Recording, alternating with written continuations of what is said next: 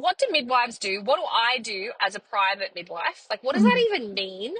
Because I've had a Mm. lot of conversations today and yesterday explaining and clarifying like what I am able to do, what my job is, what my job is not.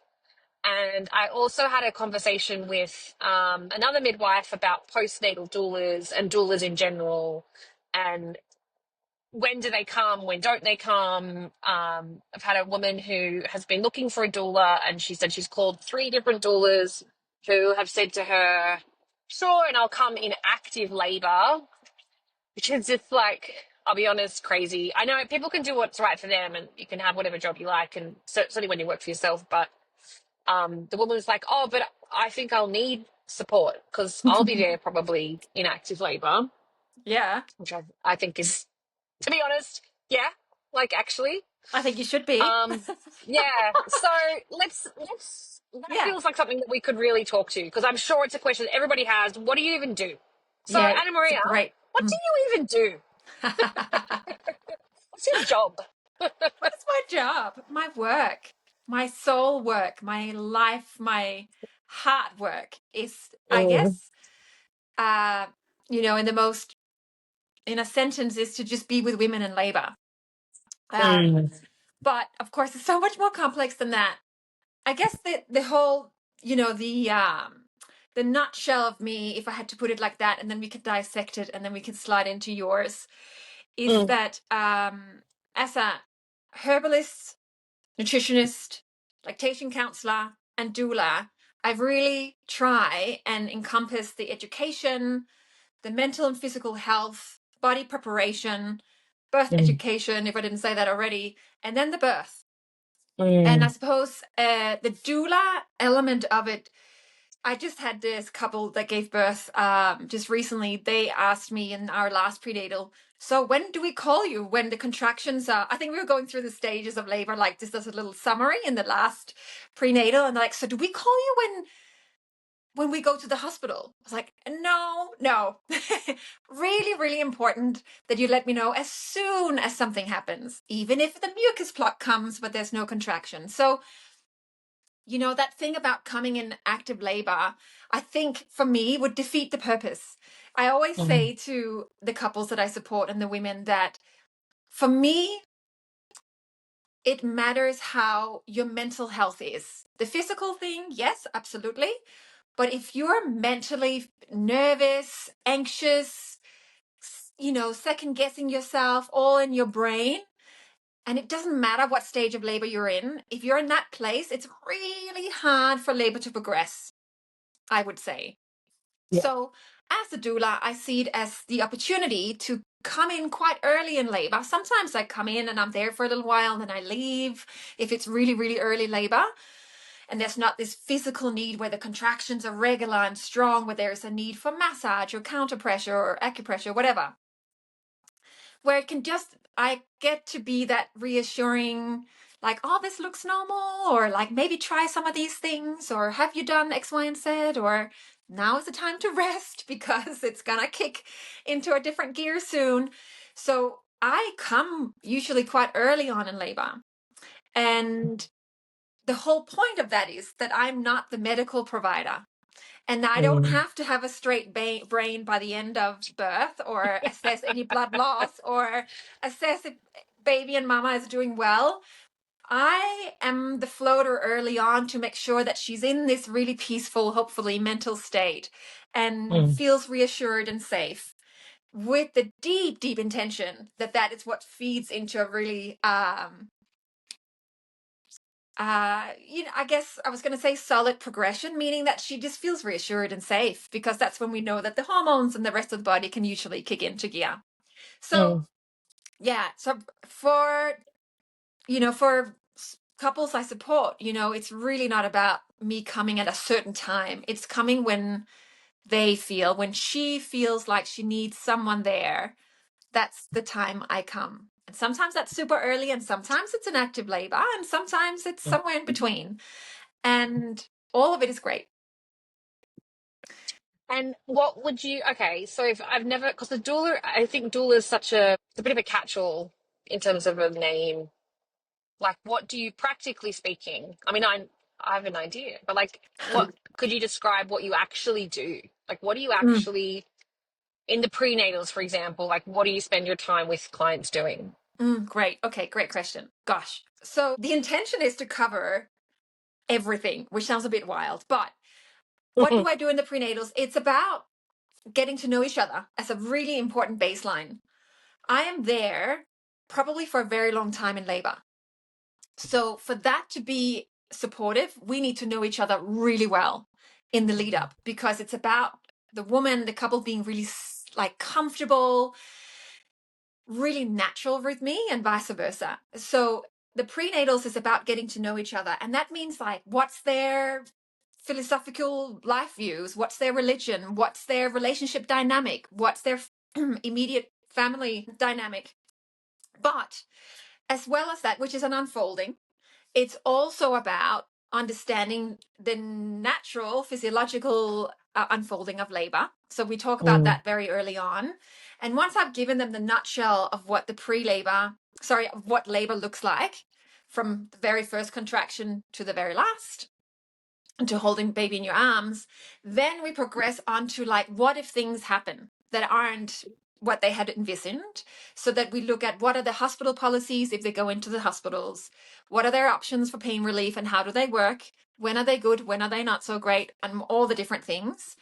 Understanding how to navigate the system, again, if they are in a hospital, or if it's a home birth, talking about all the different aspects of setting that up and preparing for that. Additionally, it's about the mental and emotional labor. So one thing is understanding the physiological process, which the body does great, but it's the mind. And it's so I try and get on top of this very early on in our prenatal visits, because the work that has to be done emotionally and mentally to prepare for labor is probably more complex, I think, in some ways. And it's about understanding where you're individually, or for me to understand them, like where are they at with the uncertainty of not knowing when, how long, what is it going to feel like? Because words are inadequate. It's really, really dry country to talk about labor with words, and it's so insufficient. But so diving into the emotional and mental aspect of it, and so that she can start to understand herself and find out, oh, actually, I'm really challenged when I don't know what comes next, or I get really challenged when people use certain words around me, or whatever. So a lot of the chatting and talking is about that, and understanding how can we make this the most comfortable process? What do we need to avoid, and how do we need to tackle certain anxieties and worries and fears? That takes a long time for a woman to navigate with herself and with her partner in most cases, and it's an unfolding, so we keep revisiting this. Additionally, we talk about, birth planning or birth mapping, birth wishes, especially if it's a hospital birth, like what can you do to kind of lay yourself on a piece of paper so you can understand, or so that the staff can understand who you are, what you need, etc. Then we talk about the postpartum, what to expect, breastfeeding and all of that stuff, so that they have sort of a rough idea of what's coming and what do they need to plan for as a little unit, so that they can be as comfortable as possible, and so that I know what they're needing. What is it that they need me to support them with in the postpartum? Because everyone is different. And in between all of this, I have continuous ongoing conversations with the women and the families, right? So it's about this, like, what's happening this week, what's been going on lately, or questions that pop up that they're not saved for next month when I come on Wednesday at 2 p.m. It's really important for me that our relationship can be fluid and dynamic. I feel like you're in a race car. I feel like I am too. I've had a day, and I'm now just at my kids' school, where I will sit and talk to you, and then I'll do some admin, and then I'll definitely not be late to pick them up. It's Otherwise, so early. I'm like 2 hours early, but it was either 2 hours early or possibly 20 minutes late. So, but I think that should be the name of my autobiography. That's so true, actually. Being your Sorry. friend, I know. Yeah, it's so true. Well, I'll just summarize this, and then I want to get on I'm to you. here. Hold on, I fell down. Hold on, I'm Oh. coming back. I'm coming back to you. I'm coming back to you. I'm back again. Maybe? Oh my God. Maybe I think it's I've... a kind Oh of, no, oh, here I am. there's, she's back. Yay! Yay. Okay. All right, I'm here. So in between the meetings, it's very common that I get regular updates or regular questions, or like, hey, I'm wondering about this, or I've read this thing, or do you have any information about something they feel like they want to dive into? So it's really hard to do everything in the meetings. And for me, I really leave that door wide open that they can call and text and email and just ask me little questions, because I want it to feel very fluid. And I have the luxury of doing that because I don't take on more than maximum 3 per month. And so I can kind of do this with them, where in like the intention is that they just don't walk around with anxiety or worries or build these, mountains of fear in their brain, but that they can have someone where they feel like, oh, I'm a little bit nervous about this thing that my midwife said, and I didn't know if I could ask this question, which is like, oh my God, so common, right? Just, I guess I can just be that little person that they contact and they reach out to, and I can provide them different resources and stuff like that. I was going to say, and then also in between, I dive into, if they want to, the herbal medicine and the nutritional medicine part. Most will take me up on this. It's part of the package kind of thing. And it's about making sure that their diet continues to unfold throughout their pregnancies to meet their needs, that we do the pathology testing to make sure that we are not, losing track of anything, and that the supplements are appropriate, and etc. And then there's herbs for different stages of the pregnancy. And I also provide herbs for the postpartum, and, mixed teas and healing remedies and things like that. So anyways, that was probably half an hour of me talking about that. I mean, I think it's really important to talk about, because that sounds like a beautiful, big, nourishing bundle. And I think the thing that I hear a lot, because I'm constantly spruiking doulas. I think that there's such a unique and really important place that a doula holds in our current maternity system and cultural system and like community setting, but a lot of people be like, oh, but I won't know them. Like I've had a few women be like really reluctant. Like, oh, that's going to be weird to pay someone to be there at my birth who I don't know. And I think what you've done a great job of describing it as what I've seen in reality is actually by the time you get there, you do know each other. And I mean, I don't think you know everything about them. It's not like a good friend that you've known for 20 years, but what's interesting is you get to know the parts of them that are really relevant for how they're birthing, whereas potentially their friend who they've known since childhood may not even know what questions to ask, right, to get to that part of them. So I think, so I guess it's good to hear and good to have articulated for people who are a bit reluctant on that front. I've certainly seen like just really beautiful, caring relationships unfold in that space. And obviously you're describing like that. And would I be right to say that it's, I mean, what you described is much more than just that. That's just like one tiny part of it. But what I'm hearing is it's also a really personalized, like not just birth education, but like physical, emotional preparation, support that's really, really tailored to the individual. So you kind of come with all of this experience and knowledge, and you're, instead of getting lost in it all, which is very common at the moment, women just like there's so much information coming at them from left, right and center, you're able to just really cover all the big stuff and then go into the littler parts that are relevant for that family. Yeah, exactly. So you know how I said in the first like prenatal, like official prenatal, I guess, we kind of go through the physiology of labor, which is kind of like for us who knows birth and how complex it is and how unique it is for every woman, blah blah blah, it seems so insufficient. However, you got to start somewhere, and you're right. You can go down a million rabbit holes with birth, and I actually think that it doesn't serve the right I think you can get really lost, like you said. So I often then, from that initial nutshell description of birth, I pick up little words that they say through that 2-hour process. It's a 2-hour process. I pick up on little words they say and I write it down, and I'm like noticing like even facial expressions or like curiosities that I can see is brewing in them. And that's what I then dive into with them afterwards, because not all of it, all the information about birth is relevant. It's just not, it's too much. You and I need to know this stuff because we need to be ready for any eventuality, and we need to be familiar with everything, of course, but they don't, Yep. and they really shouldn't, because it doesn't serve a purpose. Yeah. Yeah, it's And the true. other thing on that is that it's hiring a doula, and I would say also your midwife or an obstetrician, really requires like a sense of like, yeah, I gel with this person. It's such a personality connection.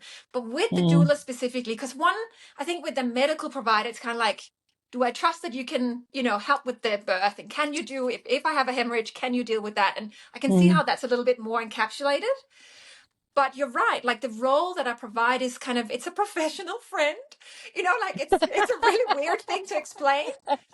But it's, it's like, I'm not going to be a best friend after this, but in the process, it's a weird container where I don't actually know how to explain, but people will say, well, there's a free meet and greet where hopefully after that 45 minutes, half an hour, there's a sense of like, oh yeah, like I feel comfortable in Anne-Maria's presence, right? And I should feel the same. If I'm really uncomfortable in your presence, I'm not the right doula for you. Yeah. But there is this sense of like, oh yeah, no, this feels good. I can see we can build on this. That's kind of how they make the decision, right? And Yeah. then after that, very quickly, it should be this very honest, transparent, like chit-chatting vibe that we should be having most of the time. It can be whatever. Sometimes it's very professional, and other times it's a bit more friendship-like. But it is meant to be different than from a medical provider, because I want them to be able to call me up and say, fuck, I'm having a shitty day. I don't think I can do this. I'm worried about all these things and I can't, all the things, right? And instead of me giving like medical advice and like your hips are great, and it's about like, talk to me. Let's just talk about who you are, what's going on for you, what's happening at work at the moment, or because it's about me like holding space for this woman's process. Like she's changing throughout the pregnancy.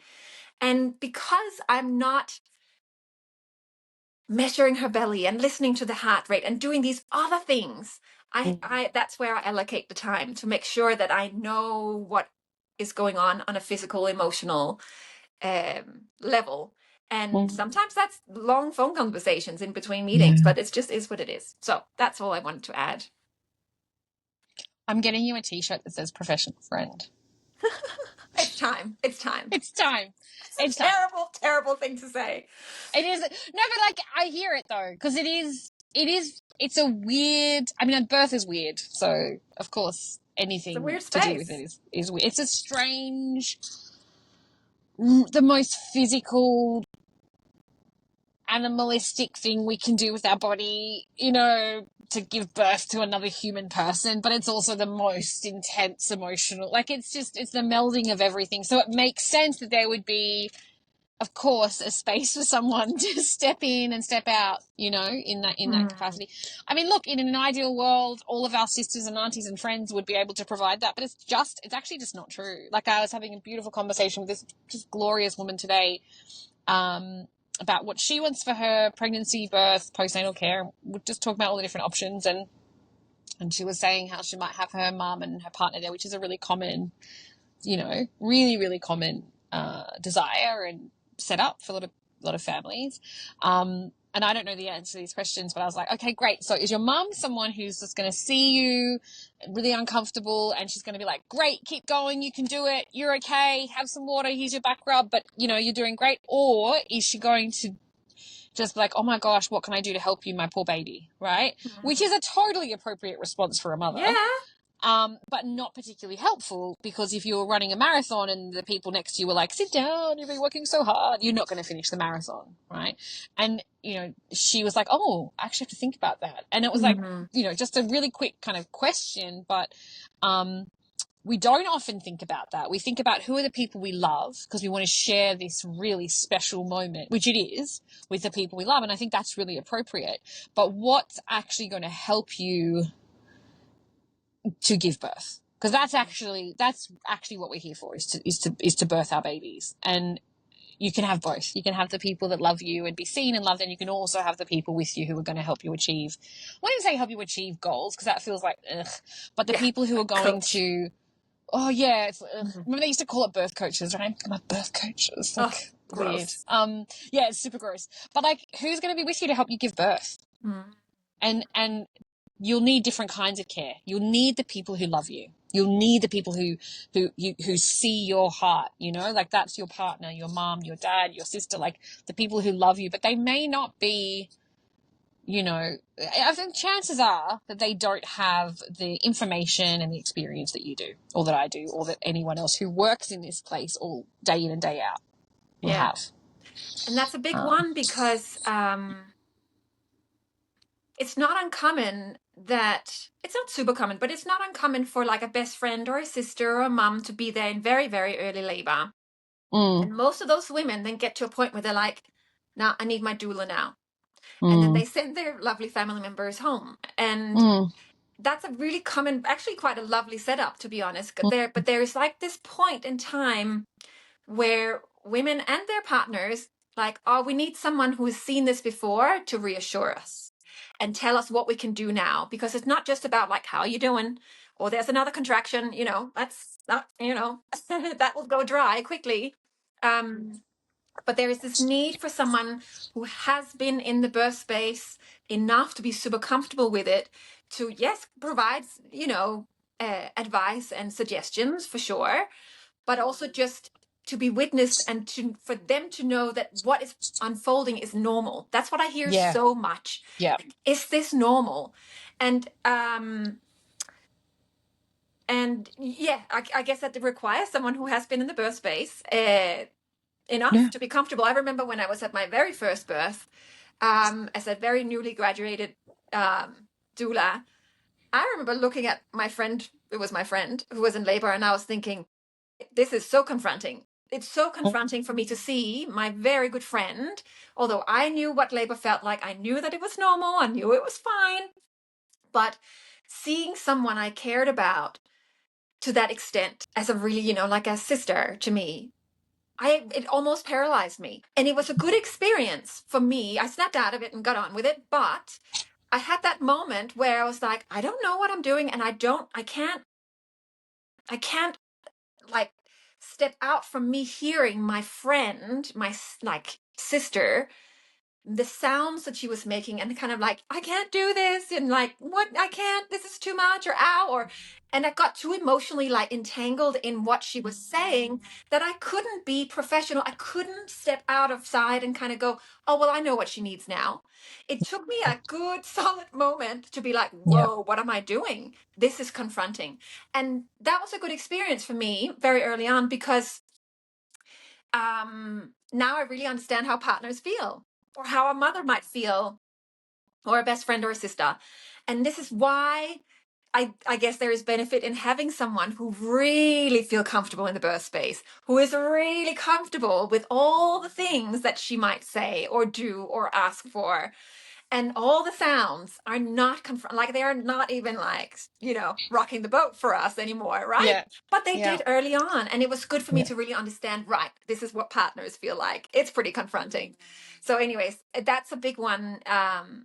Yeah, you can. That's such a good point, because, you know, I would say it's not helpful to get swept up in whatever's going on for the woman, because then Yeah, just the two of you are in it, as yeah, opposed to yeah, being there to help her kind of find her feet, you know, outside of this experience that she's going through. That maybe that makes no sense to anyone who's never given birth or supported someone in labor. I realize that sounds incredibly vague, but you know, if it's, I guess it's like, oh God, I'm thinking about it with my kids. I'm thinking about trying to think of a, you know, a mm, scenario that someone hasn't had a baby before. But I guess like anyone, if you're like really getting lost in the emotion of your experience, and then someone comes along and is just in that emotional experience with you, then you're just going to keep swirling around, aren't you? You're not, there's no yeah, one there to be like, oh, actually, have you seen it from this perspective? Or what yeah. happens if you stand up, you know? Yeah, exactly. And I think that's where partners often, because partners are, women tend to have an intuitive sense like, oh, I need someone to be with me. I think it's in our bones. It's, it's in our cells. It's like, like, I need a woman to be by my side, which probably was a combination of the midwife and the doula and the auntie back in the day, right? And now it's a bit more compartmentalized in this modern world. But for partners, many will get so swept up in the, like, she's Yeah. vomiting, she's diarrhea, and she's making sounds, and she doesn't want me to touch her, and she hasn't eaten, Yeah. and I don't know what to do.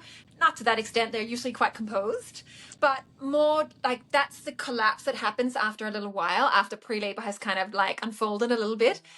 And for them, there is often this need for, like, can you come and, like, just like, this doesn't look normal.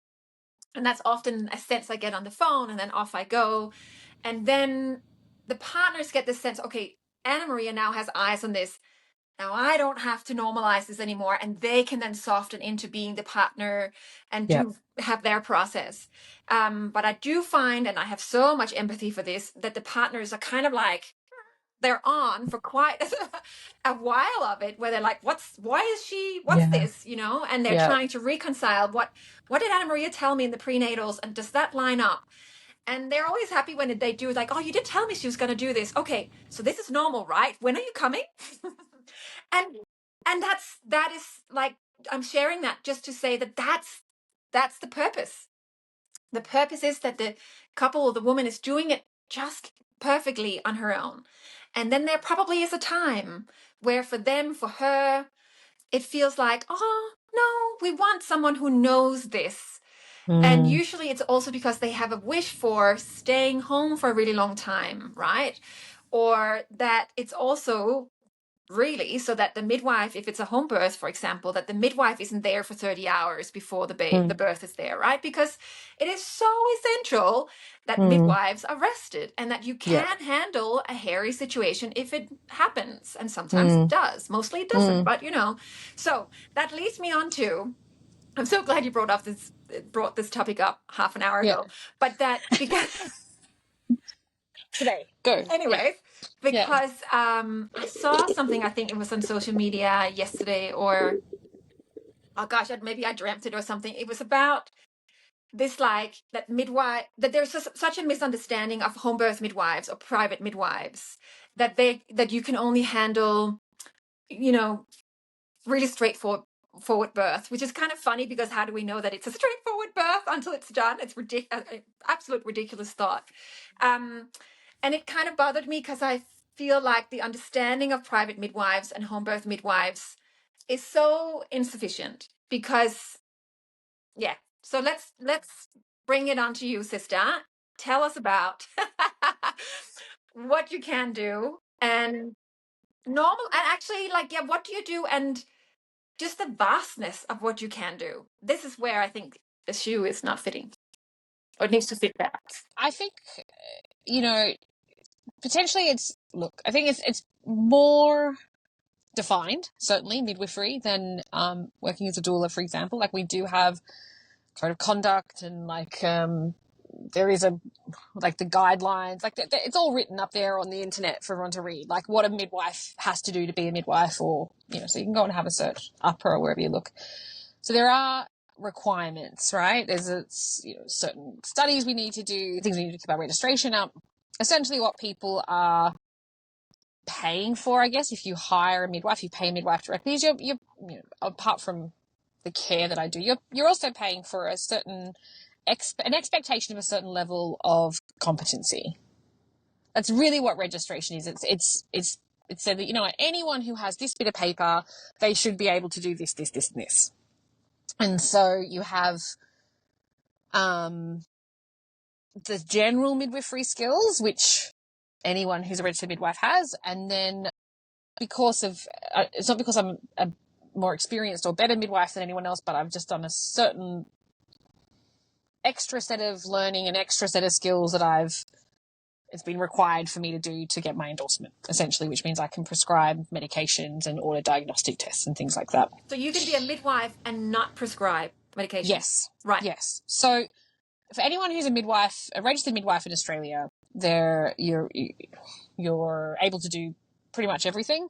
And actually, it's a funny thing, because say if you work in a hospital, for example, which I did for a very long time, As a registered midwife, what is a very common practice is that you will write referrals for blood tests and urine tests and other tests, and you will write a doctor's provider number on that form based on who the woman is under. So midwives actually order diagnostic tests and have done for a very long time without doctors checking that. But technically it's the doctor who's ordering those forms because it's their provider number, because these midwives don't have their own provider number. But the public system's worked out how to make that time efficient, because if a woman had to see a doctor for every single urine or blood test in her pregnancy, we would not have the staffing to cover that. So, there's a very long political history that's led us here, and that's another day, I think. But essentially where we are now is to work as a private midwife in private practice, so to do home births or to work as a private midwife supporting women to labour in a birth centre or in hospital. We have to do some extra training to prove that we know how to order these tests, and then also to do prescribing, because it's not something that traditionally we've done a lot of prescribing. Although, like you'll see in hospitals, same as ordering tests, midwives will very regularly and routinely tell junior doctors what drugs they want for their women. Like it's a trope that nurses and midwives they know what they're doing. I mean, very early on in my career, I remember seeing something on a drug chart and I was like, oh, that doesn't feel like a great idea. And just checking with the doctor, do you need to write this? And they were like, oh, and I think, they were a very junior doctor. And there's a lot of things to learn. And in midwifery and maternity, you are using the same drugs over and over again, so you get to know them very, very well. So you see when things are a little bit different. So I guess all of that's to say that, yes, I have a little bit of extra bit of paper to say that I can do these things. And I do extra training, and I do keep up with so many continuing education hours to be able to continue to offer those things. But I'm always very cautious to not play along with this idea that there's a tiered maternity system, a tiered midwifery system, that there are these midwives and then there are like these fancy midwives, because it's actually just bullshit. It's a very patriarchal construct. And I think all it does is separate us. And the truth is that we have a lot more in common than that. It's just that, yeah. So I've done my undergrad midwifery. So I'm a registered midwife. And then I worked as a midwife in the hospital for a while. And then I had to do 5,000 hours. And then I did an extra training in pharmaceuticals and diagnostics. And then I got my endorsement from Medicare. And all that means is that I can charge Medicare for some appointments. So that's the technical, boring part of it. But what do I really do as a midwife? Well, I guess like you, I support women to have babies. But my role, if we're looking at like the definition of a midwife, it really is like contraceptive, preconception, like women's health stuff. So that will include like cervical smears, pap smears, they used to be called, or like contraception and just general sexual health stuff. I've done a little bit of extra training with sexual health things, through to having babies, and then the early care with the baby up to about 6 weeks. And then again, their postnatal needs. So that's the things I can cover in a practical sense. What I'm doing at the moment is I work as a private midwife, so women can hire me directly. You don't need a GP, you don't need to have a doctor involved. You can pee on a stick and call your midwife. We don't have to pee on a stick. Sometimes like my boobs are sore, my period's late, I know I'm pregnant. Great, I can pick you up, I can care for you. What that means is that any diagnostic tests you need, so if you choose to have the regular tests, whatever they are, I can order them for you. I can review the results with you. If you want information about nutrition and lifestyle and just like the normal development of your pregnancy and your baby, I can give you all of that. And essentially my role is to follow along with you throughout your pregnancy and provide the medical, as well as it's much more holistic than just you growing a baby inside of you though. So it's, as a midwife, the word midwife means with woman. And I would say the crux of my job, if I had to describe it, would be to walk alongside a woman while she goes through her pregnancy, she gives birth, and she learns how to mother. And my job's not to tell her what to do. She is the one who has lived in her body her whole life, and she knows the right thing for her. I do believe women know the right thing for their babies as well. I offer a set of skills and information that she can choose to tap into. And most women would like to have someone there if they need extra support. So whether it's medical support, whether it's information, like where do I go for this and this, the first thing I'll do as a booking visit, so it's quite a thorough appointment. It's a good hour and a half, sometimes longer. I go through all of the woman's medical history with her, any previous pregnancies, any obstetric history, any gynecological history. We talk about her social history, how she was raised, what her first period was like, what her relationships like, what are the social support she has around her. So I really try to have a really wide scope about what's gone on in her life up until this point and what she has around her.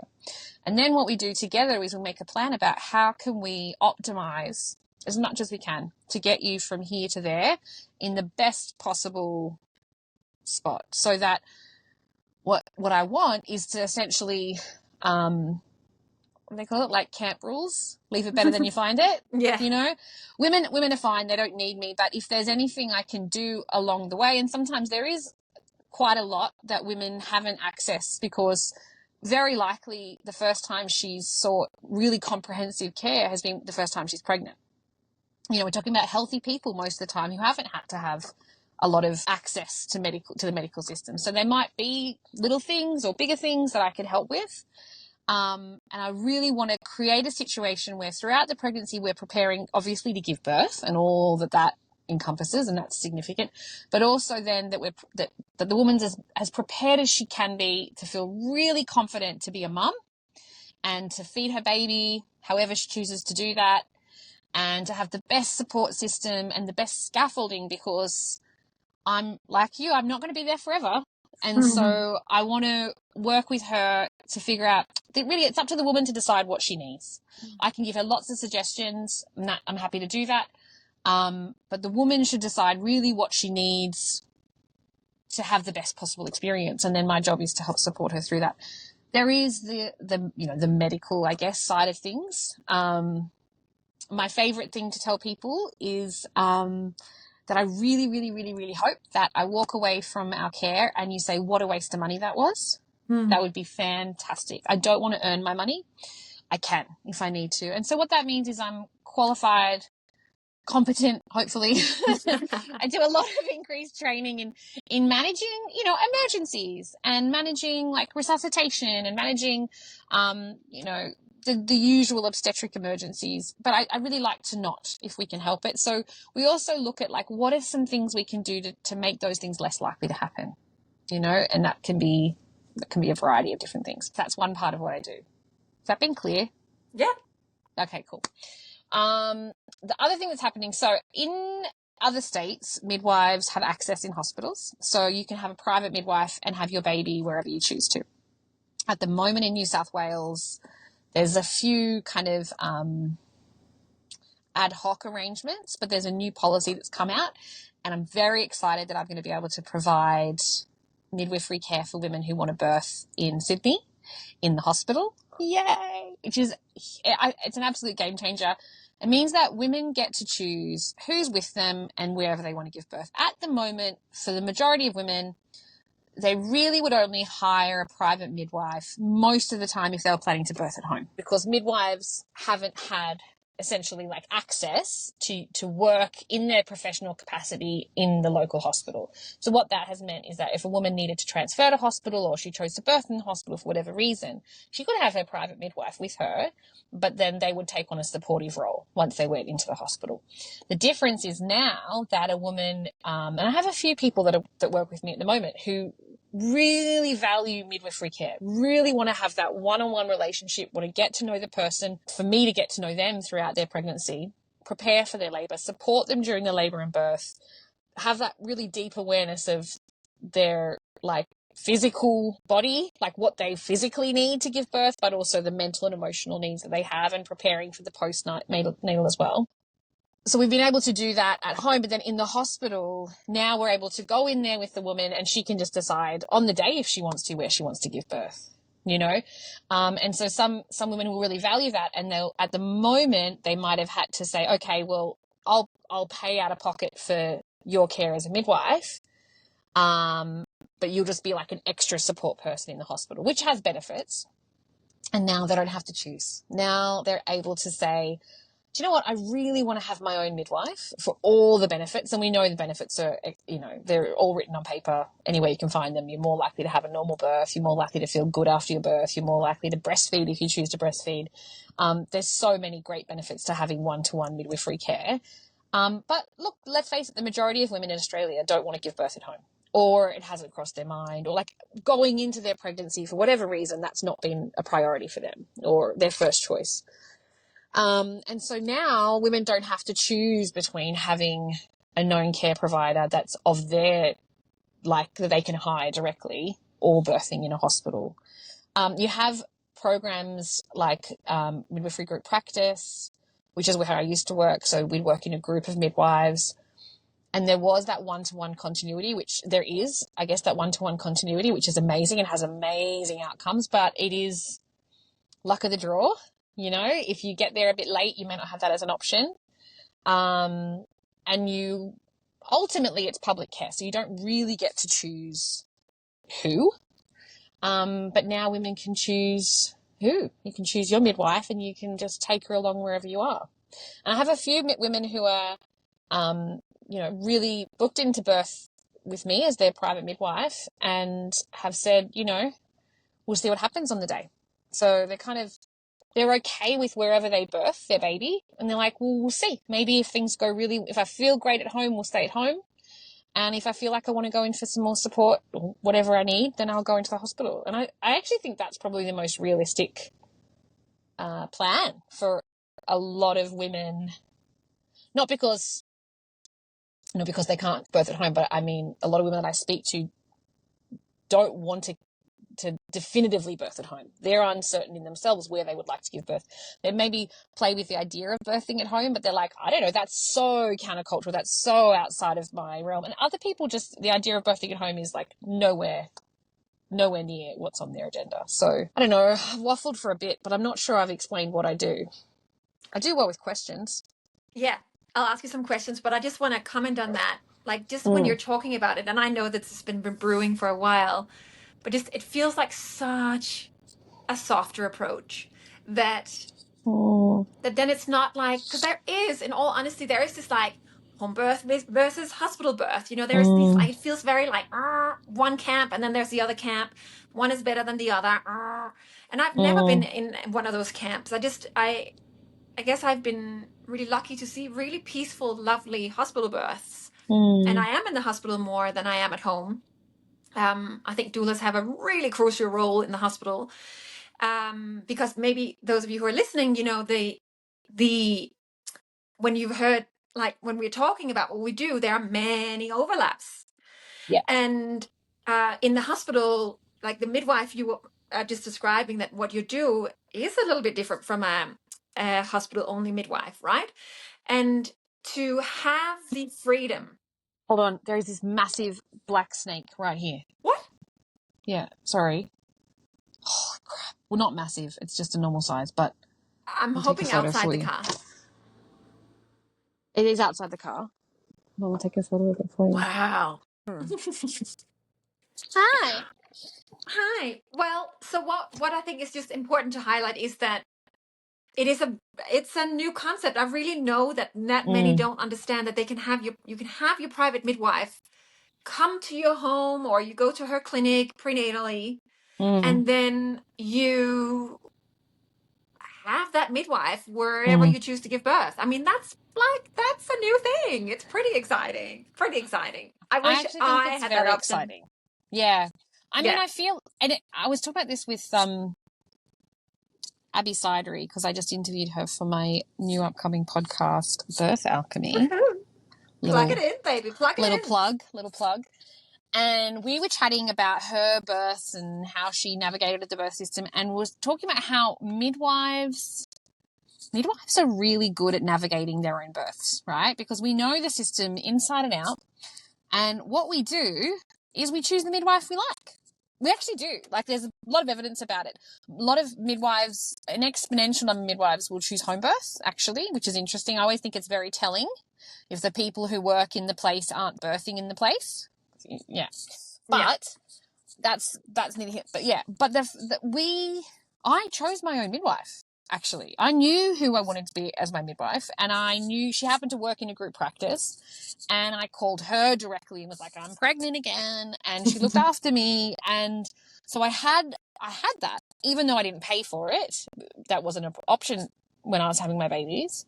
I had the luxury of making my own choices, and I had the luxury of deciding who I trusted, and I understood her, I understood her philosophy, and I knew she knew me. And I felt really, really safe in that. Like, I felt that I could make the decisions that were right for me, well supported by someone who was there if I needed her. But, yeah, so I guess I struggle with having to charge for it, right? Because it isn't, I feel like every woman should have this as an option. But it doesn't exist. When you choose to birth in a system, there is a whole system there. And there's a lot of good, and there's, pros and cons to it, right? So whereas you can choose your own midwife, and women can make the decisions they want to make that are right for them. So yeah, that's a really big point. That's a really big point. You just kind of like flew over there. Yeah, sure. Because often, right? So when I speak to a couple or a woman who's giving birth in a hospital, doesn't matter whether it's the birth center or whatever it is, or private, they need to understand that where they're giving birth, there are protocols in place. And there are systems, and there are ways that the system is run, because otherwise, we've talked about this before, it would be a big storm. So they need to be aware that regardless of how much or how little they like their midwife, the midwife has to, a large percentage, work to those guidelines. As much as the midwife might want to listen to the woman and do what the woman says, the midwife is bound by policies and regulations and things. And so I was sorry not to cut you off, but I would say that it's all in how you interpret it, right? Because the policies, to be really clear, the health policies that we have in New South Wales, that's where I work and live, so I know them well. They're really clear that women actually are the ones to be listened to, right? And actually, this is something that women aren't necessarily even aware of, that there is policy in place that talks about women-centered care, and that the woman's hopes, dreams, her spiritual needs, her emotional needs, her social needs, her cultural needs are as important as her medical needs. These are all meant to be taken into consideration. But we have a hierarchical system which says, not openly, but there is a real clear brewing underneath, that the physical body of the baby in our system is the priority, then the woman's physical body, and underneath that, if all the other things are able to be met, they can be. But it's certainly not the hierarchy of needs. I think they're looking for the snake here. Let me just tell them where they are. So there was a snake. Hold on a second. All right. Sorry. I'm on snake watch. Oh, they're so good. They've got their enclosed shoes. I'm not going out to chase a black, red belly black snake in my Birkenstocks. No. That's. I'm not. No. Thank you. No. And I think I'm going to be brave and say it. The other thing that women should know is that even if you have a group practice or your own midwife or a caseload midwifery program, or you're birthing in a birth centre in a hospital, you're actually birthing in an obstetric birth unit. And what that means is, again, there is this hierarchical system. Now, I'm not sure if the policy supports it or if it is just the culture. Okay? So you can at me if you'd like, but please go tell me. If you're reading this and you have opinions, come at me. But what it looks like in practice is that if a woman and her midwife working together, having a great day, and say the woman, something comes up in her labour, and the midwife identifies there's now a risk factor, and according to the policy, or maybe it's just a good idea, maybe the midwife just says, hey, I've noticed this thing. These are the risks now of that, pros and cons. Here's one of the things that is kind of standard. Do you agree to do this thing? So a classic example is somewhere in her labor, her water's release and she sees meconium. It's just a really simple example to use. And I'd say I think it's a New South Wales health policy that when there's meconium in the LICOR, it's recommended to have a CTG, which is the continuous monitor that continually monitors the baby's heart rate. Some women will say, totally, yep, 100%, I want to listen to my baby. The reason is because we don't know why babies have done the poo inside. We know that some babies will do a poo inside because they've had a stressful experience. Some babies will just poo inside because their gut is mature. So particularly babies after 41, 42 weeks, got a really high chance of them having poo in their waters because their gut's just mature. But as someone externally just looking at that, I can't tell you why your baby's done a poo inside. I don't know. And so the decision has been made that to err on the side of caution for whatever that looks like, and that it's going to be a generalized recommendation that any woman, if we see meconium in the waters, would have a really close trace of the baby's heart rate, listen in to every single beat to beat, do that big printout, in the hopes that if there was something abnormal, we'd see it. I mean, yeah, and then you have this whole other counter discussion, which CTG actually has no evidence to show that it improves the outcomes of babies. It actually just increases the chances of women having a cesarean section. About every 51 women who have a CTG get one extra cesarean section. So that's kind of the evidence.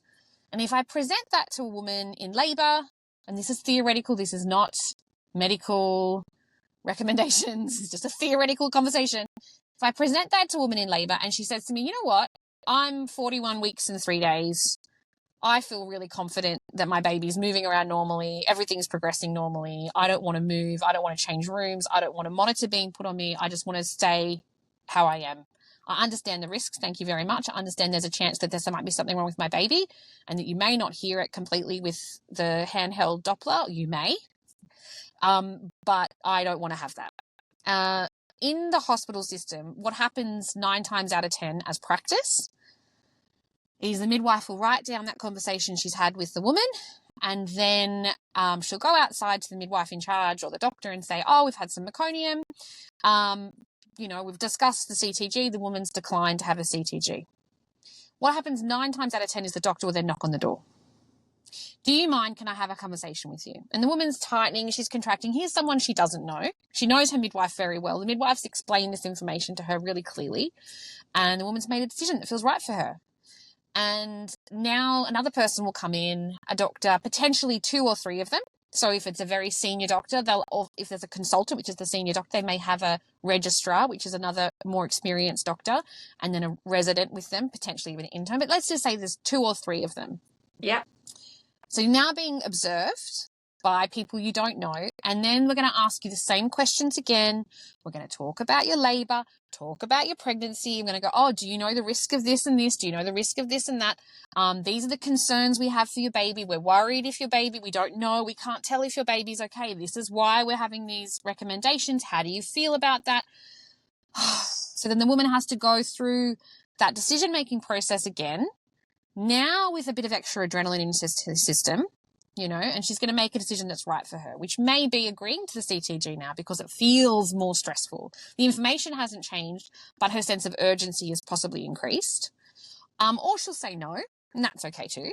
But even just having to go through that extra layer to have a decision, to make a decision, like that is what I'm talking about when I'm saying it's an obstetric model, is that there is, whether it's real or perceived, there is this sense that a midwife may have a conversation with you, but that doesn't mean that's where the conversation ends.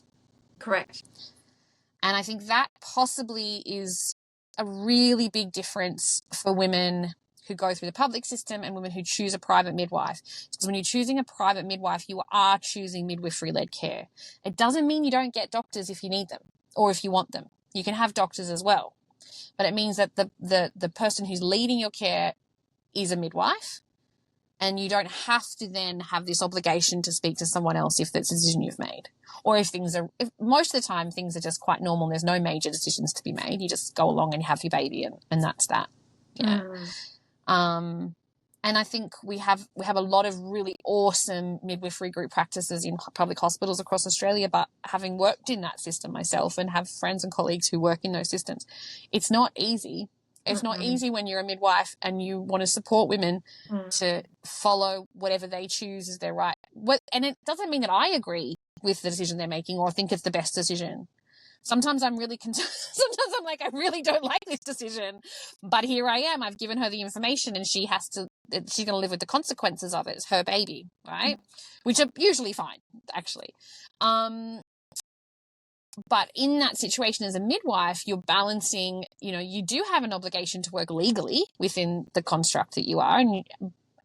And often I see, so many midwives are there to support women to say no if they want to say no. Like they're not trying to force women down a garden path, but they're also not trying to block them from accessing, other care providers either. Like it's not up to me to tell a woman, no, I'm not going to let a doctor come in and talk to you and go through these risks again if a woman wants to talk about it with someone else. But what happens very often in those systems is women don't really want to have another conversation. They've had their conversation. They're confident in the conversation they've had. But we fall into this pattern of like, oh, okay, I don't want to cause trouble. So then we allow another conversation to take place. Yeah, I think that's really important to distinguish, because you might have a midwifery group practice. You may only ever see your midwife during your entire pregnancy, but she or he works within a construct that is obstetrically framed. Yeah. Which means that is a really important difference. Yeah. That a private practicing midwife has a completely different way of working. Yeah. And to someone like me who sees this, all the time, it is such a different experience of care. And that I would just like, I wish women would take the time to explore this before they decide. Because it genuinely is not understood. It's not understood. I would just like have a conversation with a private midwife and then go and see. I don't know. But because it makes a difference. And I will say, because what you said is so clear, and I'm glad that you said it. And it's also very diplomatic what you think. Because in reality, and I will say it, like there is most midwives will have a comfort zone, and the same with doctors. Well, anybody, just because we are humans. I have a comfort zone. Yeah. And I was like, so do I, Yeah. But there is a skill set that I think, and like a obligation to be somewhat neutral. Like someone like me, I need to be neutral. I cannot sit here and tell someone what's better and what's not. It's so inappropriate for a doula to coerce or like, these people are bad, these people are good. So fucking inappropriate. I can't even.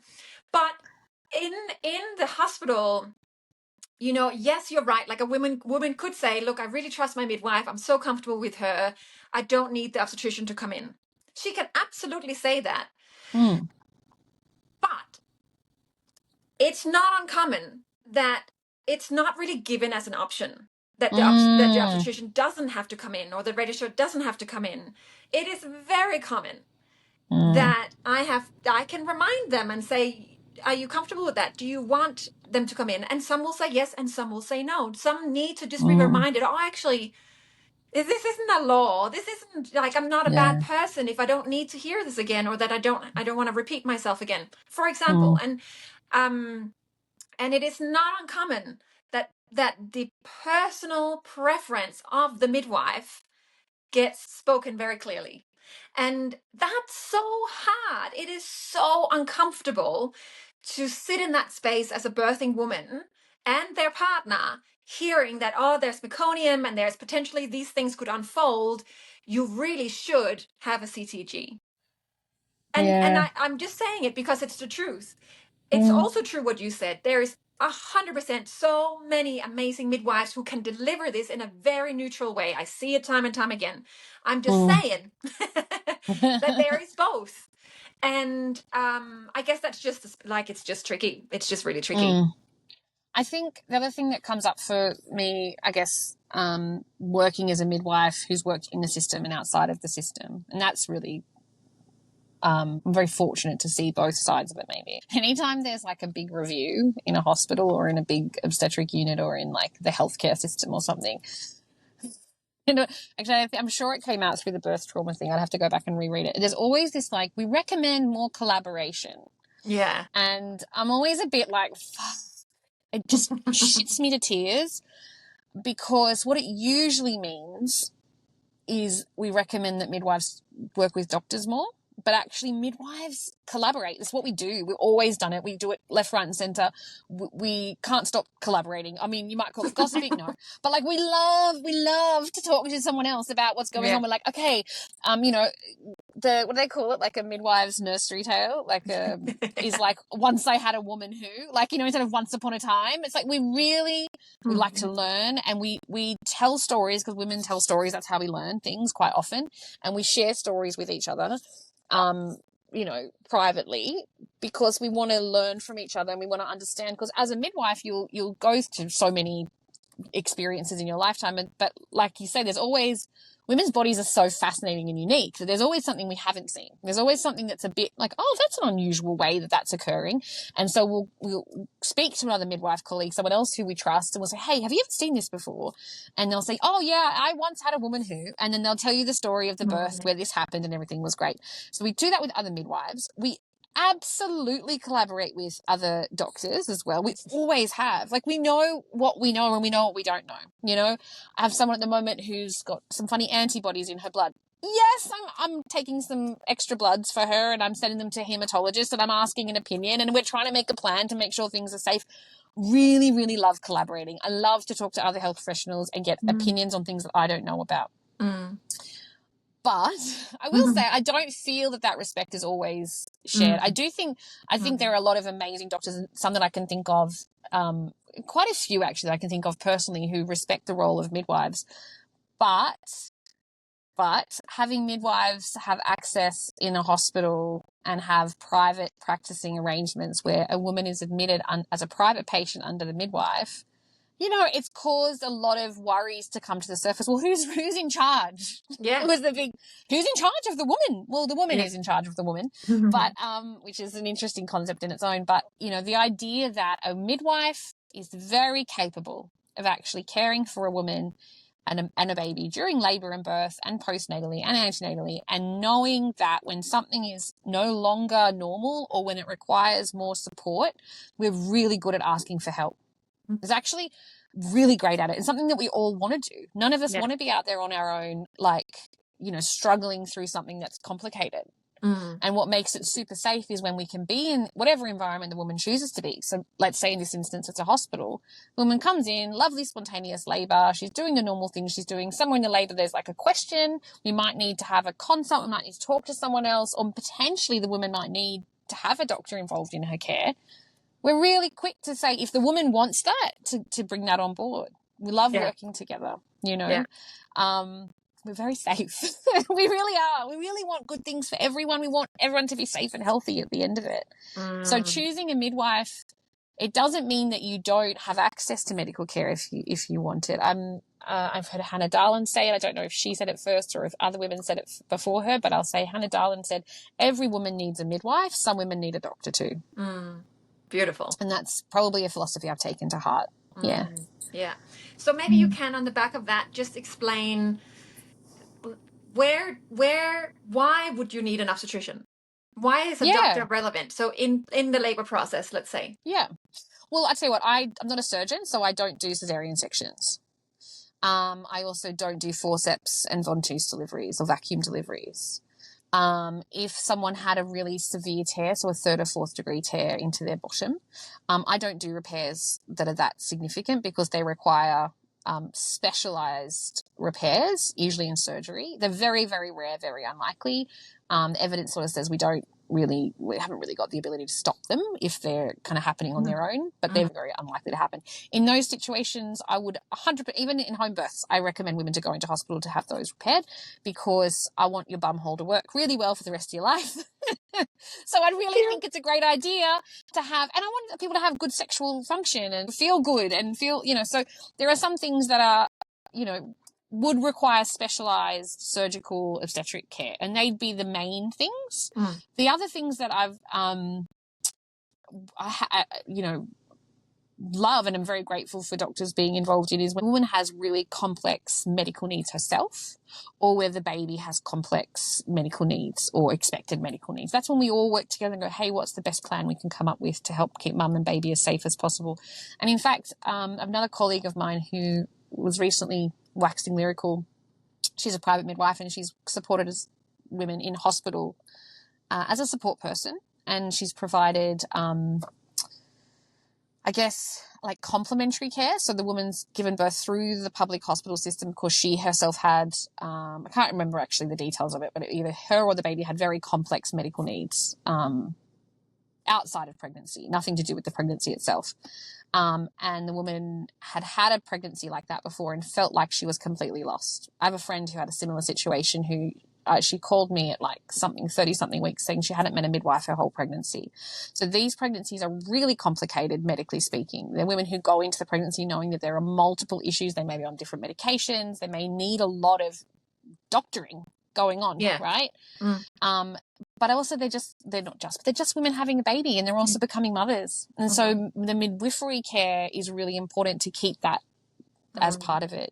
Women are still going to labor, and they're still going to need someone to understand what labor looks like and support them through that. They're still going to have a midwife, right? Women are going to always have a midwife in their labor. Yeah. They will sometimes have a doctor as well. So why wouldn't you have a midwife that you know?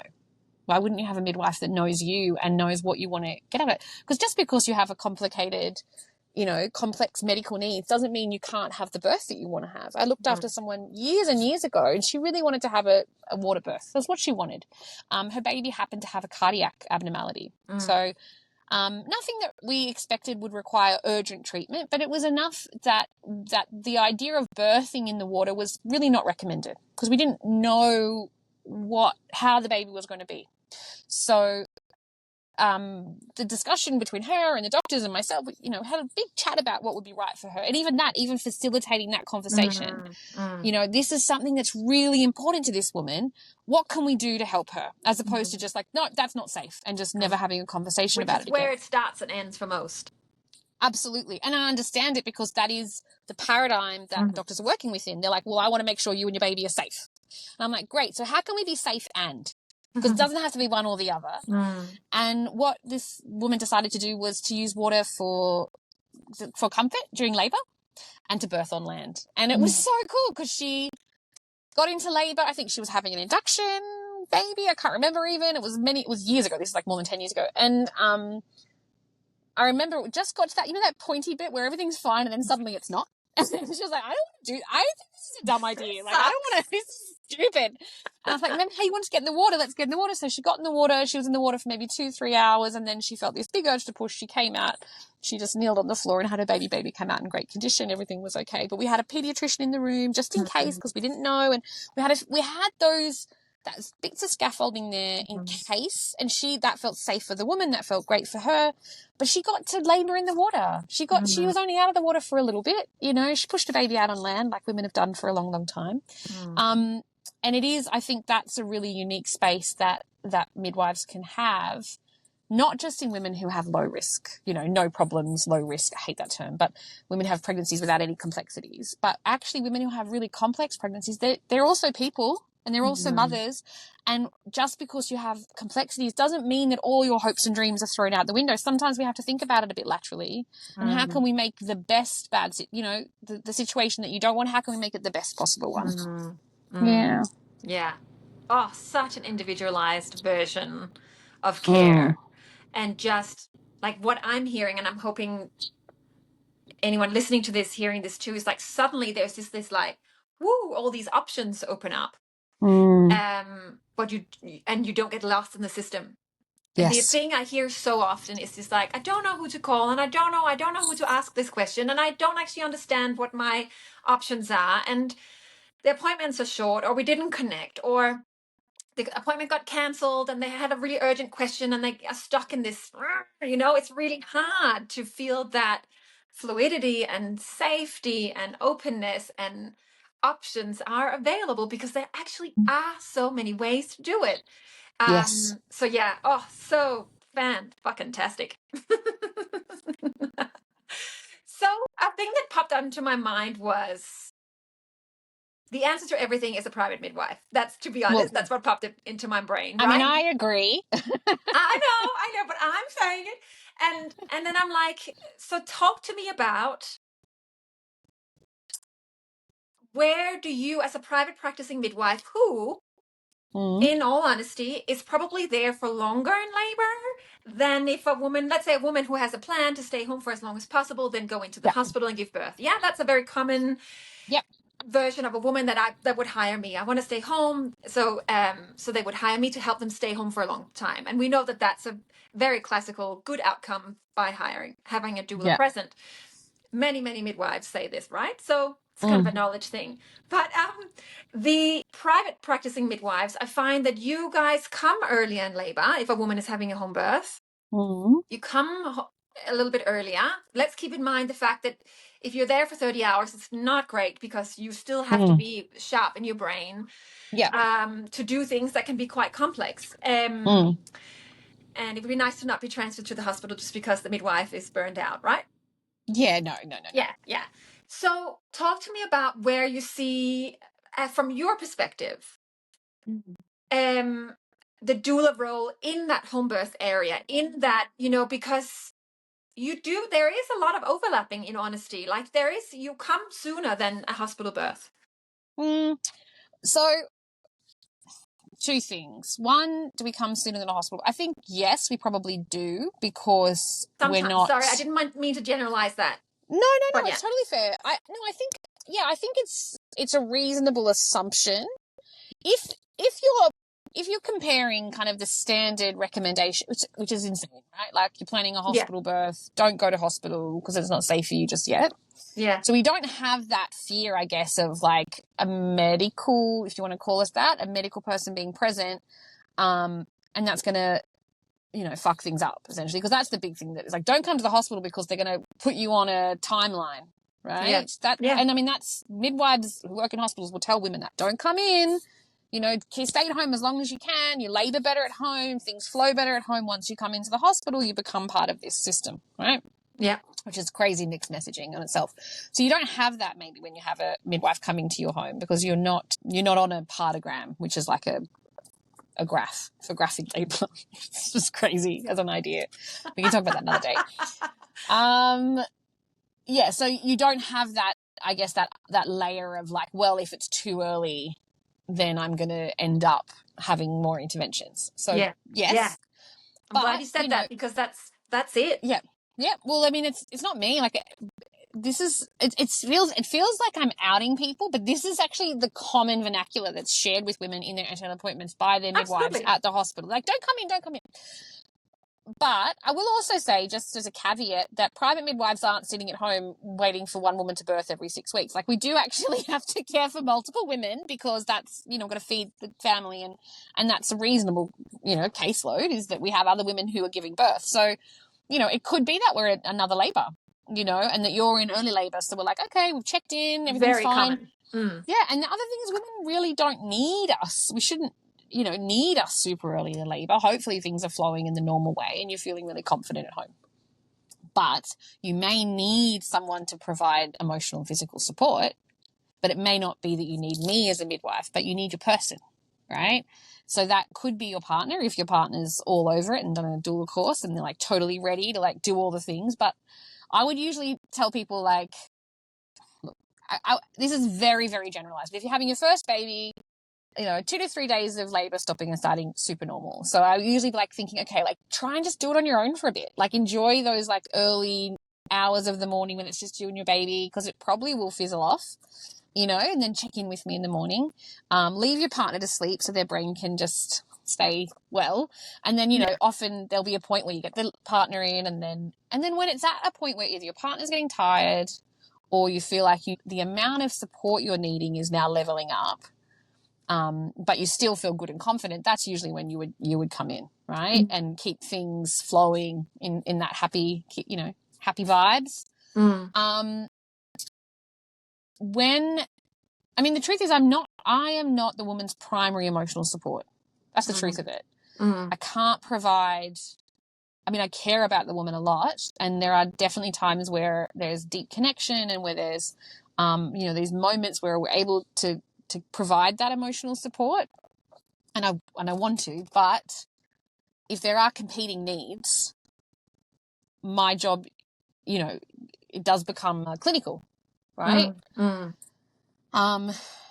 And depending on what's going on, if I've got a doula who's got a beautiful connection with the woman and she's at her home and I'm turning up, you know, I usually don't do much. I usually sit back, I write a few little notes, get things set up in the background. That can take 20 minutes or so to do it quietly. If I have to do it quickly, it'll be noisy. But if I do it really quietly, I'll just pull things out one at a time and try to keep the energy really calm. And I try to make sure that, you know, I've got everything I need. And then I'll never need it. So that's a bit of sod's law. And then it just means there's no disruption in that flow too. So the woman has that support with her. That hasn't stopped. It's just that I've snuck in, you know, watched and waited. Then I'll be sneaking in, listening to the baby, going back, writing down a couple of things.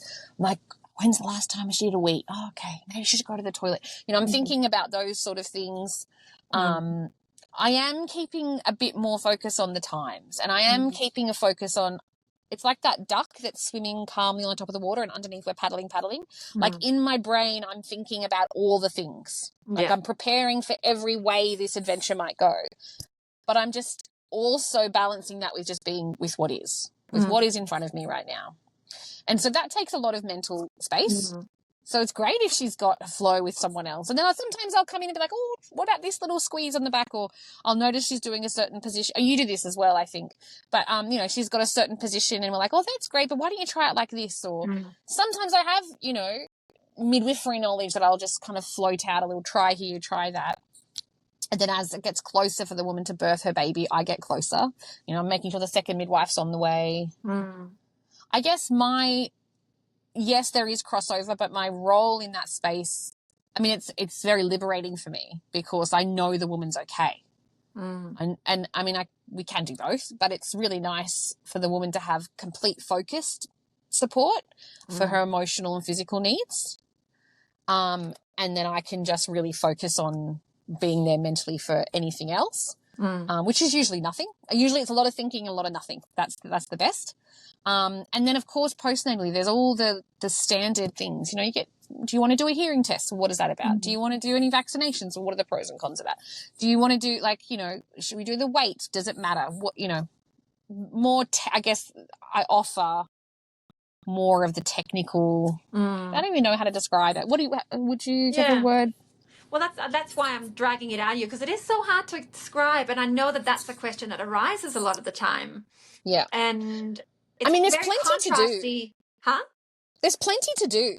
The truth is there's so much to do. There's so much to do. There's plenty to do. So but I do think that with a private practicing midwife, we overlap more, but not you know, a doula is absolutely non-medical, right? That's really clear.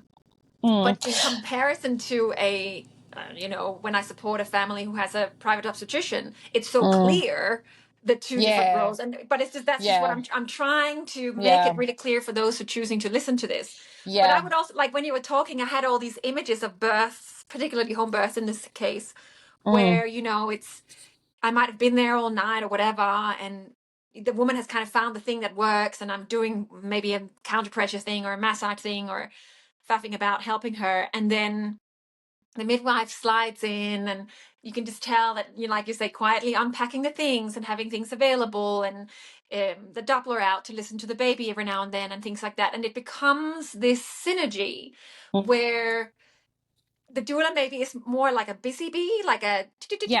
like, oh yes, oh, she wanted this crystal next to her, or she wanted this picture of Yes. her loved one when she was giving Yes. birth, and oh, I remember she said that she really wanted to wear this robe at this, whatever, like it's the most Yeah. personal things, right? But Yeah. because I am not thinking about the baby's heart rate, Yeah. or I'm not none of those things is in my thing. That's not my job. So I think I'm just trying to really articulate it, because I assume people understand this. So I'm trying to catch us in this, where I'm trying to hear it from the listener's point of view, where, well, the private midwife sounds lovely and she's, can do all these things. Yeah, and you don't actually always have to, but we know that there is this perfectly, like, well, not perfect is the wrong word, but there is this really wonderful team that can be put together with a doula and a midwife.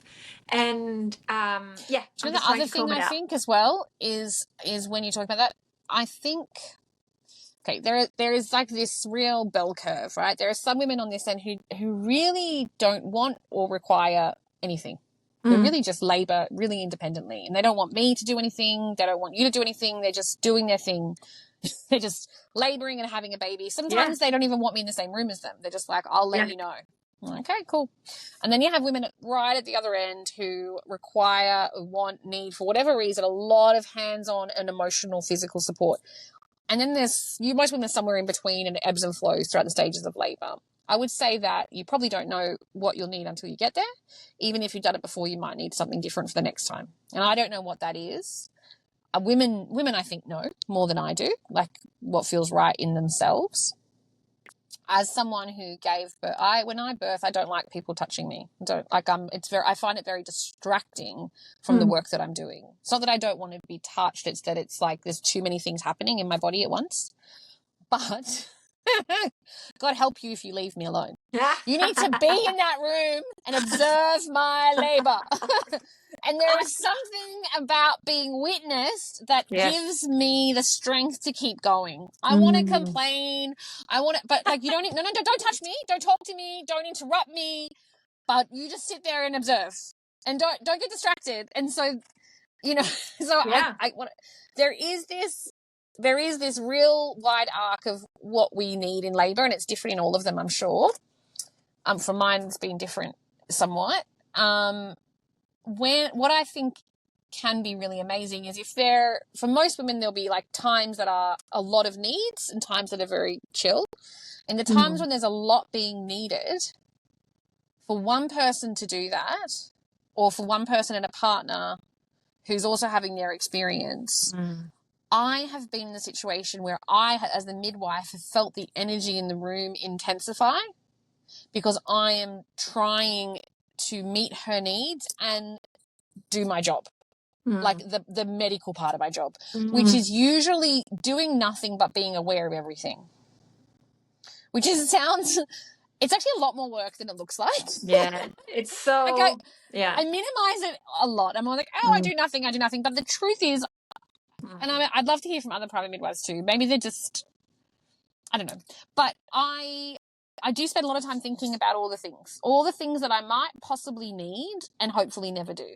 And sometimes in some labors there are like soft signs that things are going a certain way. And I'm in my head running through scenarios about what I might need. And then I'm also working really hard to keep the environment really calm and to also not let on, because I know that it's my midwifery brain that's working, right?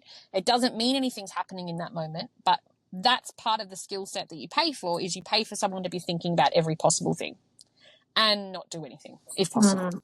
So when there's another person there, like yourself, another doula, and someone like, my back, I'm thirsty, my back, I need to wee. Like there can be a lot of needs going on. And so you're there doing all the things.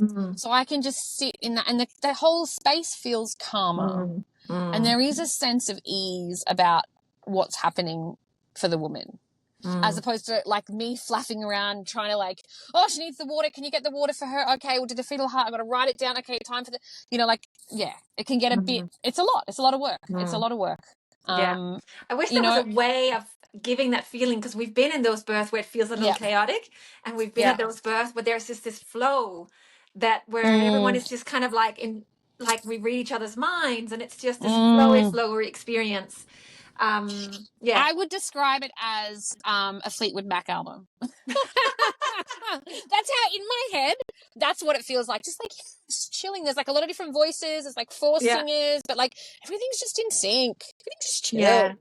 And it often actually, I was going to say, I think women, when they have those birth teams and they have those kind of births and there's like a few hands in the pot and everyone's trying to helping, women do know, like you're so aware of all the different parts around you. You're feeling that fullness of love, that everyone is around you dipping in and dipping out and doing what they need to do for you. It's a pretty good feeling to know that your people have got you. Usually the partner's right in their face, you know, like, I love you and you're doing so beautiful, and like just telling you all the things that you're supposed to be told when you're birthing your baby. I'm so proud of you. You're so amazing, you know, and you're out there just like filling up the water and like making sure that she's got the thing and the heat pack on the back and getting them changed over, you know, so the partner can just be in her ear saying the things that need to be said. And I'm sitting back crocheting, looking, reading, focusing, and, you know, noticing the position she's in and noticing how she's moving her leg. And I'm thinking, well, what does that mean? And I wonder how that's been and how long has it been, you know, things are still normal, you know, texting the second midwife being like, start to pack your bag. I'll call you when you know, so there's a lot going on, a lot of layers, but hopefully it doesn't feel like that, basically. Yeah, that's the one. You're so good at saying this. We don't want her to feel all the things that we're thinking. Yes. And that the woman and her partner, if she has one, can be in that beautiful space of loving each other and him loving her or the partner loving her and her just going into her body and knowing that we've got her. These brains that have done birth so many times from a medical perspective and from an emotional and mental and all the spiritual perspective is held, it is looked after, it is taken into account. And gosh, what a feeling. And I think that is something that women have kind of brought to me as a worry over the years, off and on, and I'll reassure them, like, I'm not in the business of not telling you something. It's not my job to make a decision for you.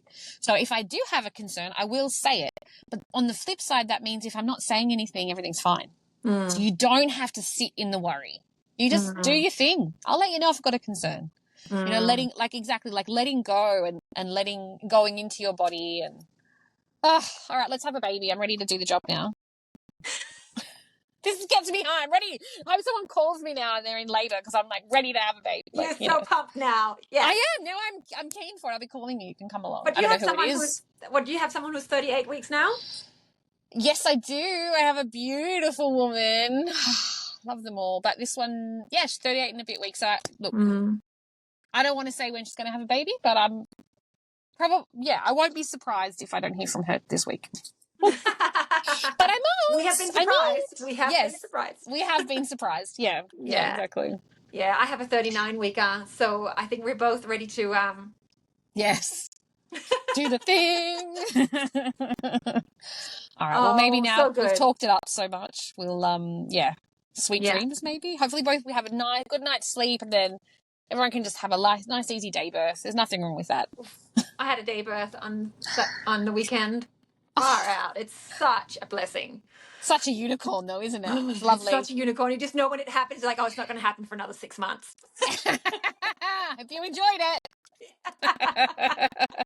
It is not the norm. All right. Well, this has been fun. We've talked. We've seen black snakes. We've done all the things today. Great. Awesome. Thanks. Thanks for listening.